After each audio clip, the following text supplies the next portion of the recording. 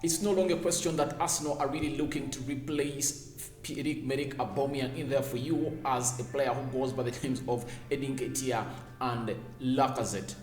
Contracts run out by the end of this summer in there. Welcome to this channel which goes by names of Rokani Media Football. How are you guys and where are you watching us from? This is the channel that brings you your latest news and information as far as your sports news is concerned in here. Now today we are talking João Felix to Arsenal in there. Links everywhere from Spain saying that Edu and Mikel Arteta have identified the replacement of Pierre-Emerick Aubameyang, and that replacement happens to be João Felix in there. For you remember João Felix is playing for Atletico Madrid. He joined them 2 years ago. I remember it was even COVID time, and they purchased him at 100 million pounds in there, all 120 million euros in there. That's the amount of money they coughed out to get the signature of this player who goes by names of João Felix. But when you look at João Felix this season, he's not all doing well according to how we expect him to be. He has scored 3 goals this season and 3 assists in there for you, but that does not stop Mikel Arteta from eyeing him, because Mikel Arteta believes that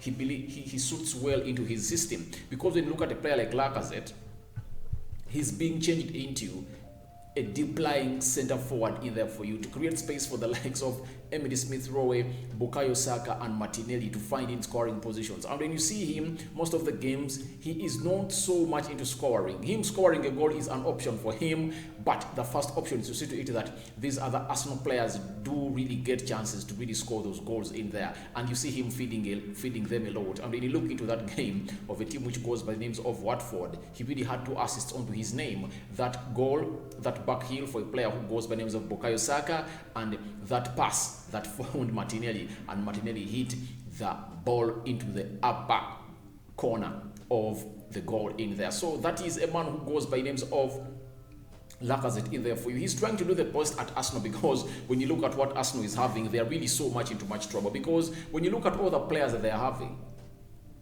they have a good first 11 in there, but the problem is, if any of those players gets an injury, they lack a replacement. Let me give you an example. Just imagine the day Odegaard gets an injury. Do you think Emily Smith-Rowe can come in and play into that role like Odegaard is doing? I doubt. The only places I really believe they are safe, I think in goal, Bernard Leno can come in and do something near to that of Ramsdale. In the central defense, I don't think they have a partnership better than Gabriel Magalhaes and Ben White, and I don't see their replacements because Rob Holding is not yet to that level in there. Pablo Mari left in there. When you look at the midfield, when Granit Xhaka gets an injury, they bring in El Nini or Lokonga. You get? So it looks like Arsenal are really so much short of players in there. And what is worrying is, I don't know whether Lacazette is going to stay at Arsenal in there. Because even if João Felix comes in at Arsenal, that does not mean that Arsenal is really going to come out and really improve its squad, because the test Arsenal is facing this season is they might complete in the top 4 if at all they win most of their remaining games in there, and especially beating Manchester United and Tottenham Hotspur. Those are games they have to win if at all they really want to complete into the top 4 positions in there, because if at all you want to get something, you have to beat the person you are competing with to get it. So it Spurs and Manchester United into total competition with Arsenal, and I really believe that if Arsenal are really to get to the top 4, they're supposed to beat them. Now, if Arsenal finishes top 4 this season, it's going to raise hopes of Arsenal fans in there, and you'll see them saying, oh, we are really going to win the trophy in there, because I know how Arsenal fans react. They are so much reactive, especially when Arsenal really does something good and consistently. They'll come in and say that, oh, Arsenal is going to win the trophy. That's how excited Arsenal fans become. I've seen them and I know them in there.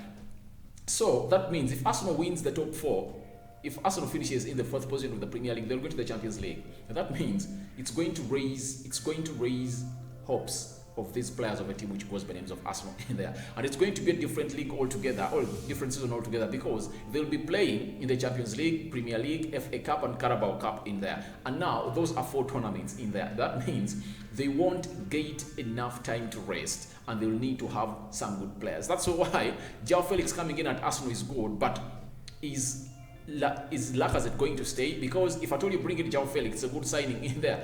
But if you bring in João Felix and Lacazette leaves, then you would have done something bad to yourself, because you are replacing a player, you get, of which you are short you are already one short of a player who goes by names of Pierre-Emerick Aubameyang.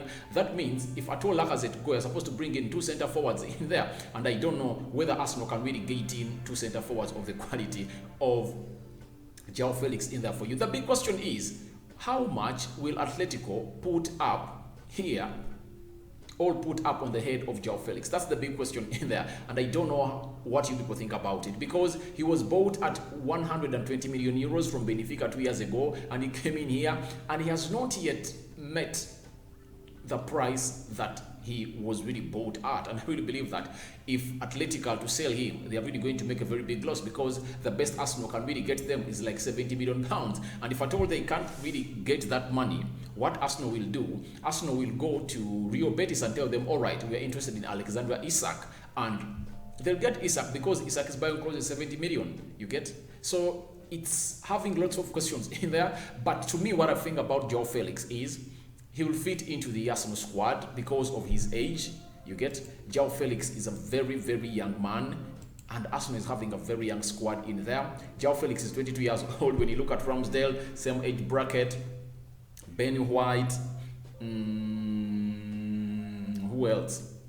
Bukayo Saka, Martin Odegaard, Martinelli. So if at all you have close to 7 players that start into your team and they're in the age bracket of 20 to 24 in there, that means you are building something for the future. And when you look at the project at Arsenal, it's more convincing for a player who goes by the names of João Felix, especially when Arsenal qualifies for the Champions League. I don't believe João Felix will come in and come to Arsenal and play in there when Arsenal doesn't play into the Champions League, because he has been playing in the Champions League and he knows what it means to play in the Champions League. And I really believe that he will look to go in and play for another team like Man City in there, because even Pep Guardiola says that, Pep Guardiola has come out and said that Alves, that we signed from River Plate, from South America, to be specific Argentina, is not the only one we need. We need a more other senior striker in there. So it shows you that they're really still looking around between Erling Haaland and João Felix, because these two have been admired by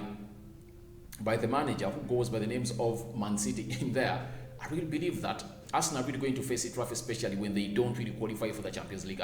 Otherwise, if they qualify for the Champions League, that means they'll be making in more money, you get? And after making more money, that means they can really get out money to break the bank and then get in these players like they did last time. They spent close to 150 million pounds. It was the most spending team into the summer of 2021. So we wait and see how Arsenal are really going to come out and fare into this, because it looks like they have really settled on a centre forward who goes by the names of João Felix in there for you, and I really believe that when he comes in here, he's going to do some good things in there for you. There are so many rumors on João Felix, Gabriel Jesus, there is Jonathan David, Andrea Isak, Lautaro Martinez in there, but news coming in from London, and this story has been reported by Chris Whitley. You know, he's a writer into Football London, especially that website where Arsenal has, or that column where Arsenal has most of its stories in there, has come out and confirmed that João Felix is the centre forward that they feel like is going to be the replacement of Pierre-Emerick Aubameyang in there for you. Remember, Pierre-Emerick Aubameyang left Arsenal in the summer and Arsenal made a very big loss, but I really feel like that wasn't a loss. In business-wise, it was a loss because a player went for free. Arsenal had to add in £7 million for his departure in there, and it's not a loss to me. It's not a loss to me. It's not a loss to me. According to the football culture at Arsenal, that means Mikel Arteta is really trimming his squad and really gating these players that don't have the DNA, don't have the identity, don't want to abide by his rules and regulations at Arsenal, to get in players that are really going to come in and do good in there for you. And I think this is the reason Arsenal fans should come in and jubilate, because when you look at all the players that Mikel Arteta signed, none of them has flopped. Mikel Arteta, apart from Pablo Mari, I think, but Mikel Arteta brought in Ramsdale. He's one of the best players, is one of the best goalkeepers in the Premier League. Tomiyasu, he's one of the best right backs in the Premier League defensively, but going forward, he's not yet at that level. When you look at Nuno Tavares, he's also good. He has not yet flopped. Gabriel Magalhaes, Ben White, he's also good. When you look at Odegaard, he's doing great. So it had really taken long to see to it that each and every signing that a manager brings in, almost 90% of the signings that the manager brings in at the club are successful.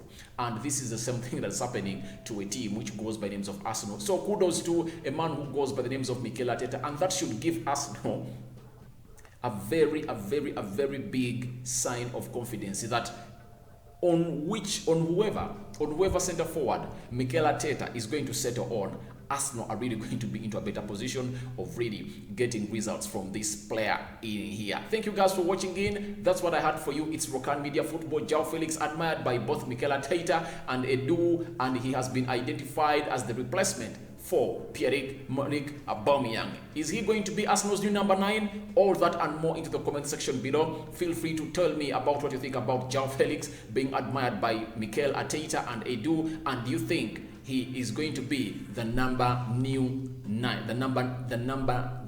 number 9 for a side which goes by names of Arsenal in there? Smash the like button, comment and share, and if at all you're watching us for the very first time, endeavor to go into the lower right bottom corner, subscribe to our channel, and after subscribing to our channel, go and click the notification bell. After clicking the notification bell, click all. That will enable you get notified each and every time I upload a video onto this channel. I'm out for now. See you later, my mates.